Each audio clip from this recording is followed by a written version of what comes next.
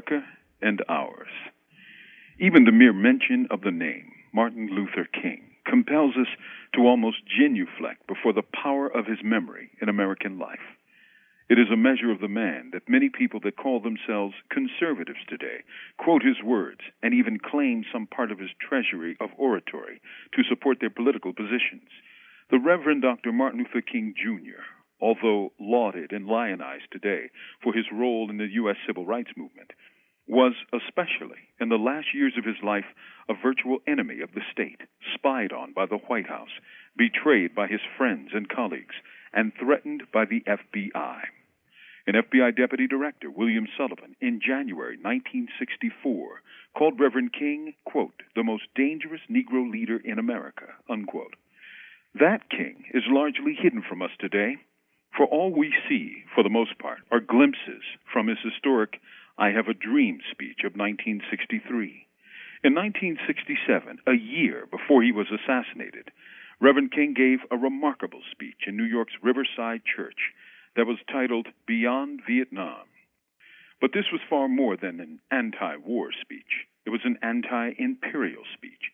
Indeed, it was an anti-capitalist speech. Among Reverend King's words were these: true compassion is more than flinging a coin to a beggar. It comes to see that an edifice which produces beggars needs restructuring. A true revolution of values will soon look uneasily on the glaring contrast of poverty and wealth. With righteous indignation, it will look across the seas and see individual capitalists of the West investing huge sums of money in Asia, Africa, and South America, only to take the profits out with no concern for the social betterment of the countries and say this is not just. It will look at our alliance with the landed gentry of South America and say this is not just. The Western arrogance of feeling that it has everything to teach the others and nothing to learn from them is not just. A true revolution of values will lay hand on the world order and say of war, this way of settling differences is not just. This business of burning human beings with napalm, of filling our nation's homes with orphans and widows, of injecting poisonous drugs of hate into the veins of peoples normally humane, of sending men home from dark and bloody battlefields, physically handicapped and psychologically deranged, cannot be reconciled with wisdom, justice, and love. A nation that continues year after year to spend more money on military defense than on programs of social uplift is approaching spiritual death. Speeches such as these do not make the memorials broadcast by much of the major media on King's birthday. That's because those words, spoken over 30 years ago, continue to cut close to the way the American empire does business today.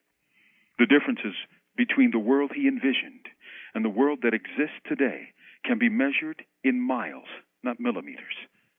That's because Reverend Dr. King was approaching a socialist vision of America and the world.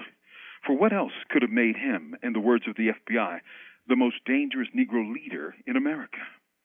Reverend Dr. King was considered dangerous because he opposed the unmitigated greed and acquisition of wealth that is at the very heart of capitalism. If he were alive today and 76 years old, I've little doubt that he'd still be opposing this imperial war in Iraq and the relentless war on the poor that we see all across the nation. Politicians have used and misused the words and image of Reverend King, but it would be interesting to see if he would have used them if he were here. Would he have taken government money under the so-called faith-based initiative? And even if he took it, would he still his tongue from speaking out against injustice? Would the country still be so bitterly split between rich and poor?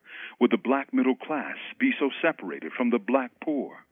Would America's foreign policy still be one of unalloyed aggression against Latin America? Would Africa be virtually ignored? Would our national culture be so poisonous and materialistic?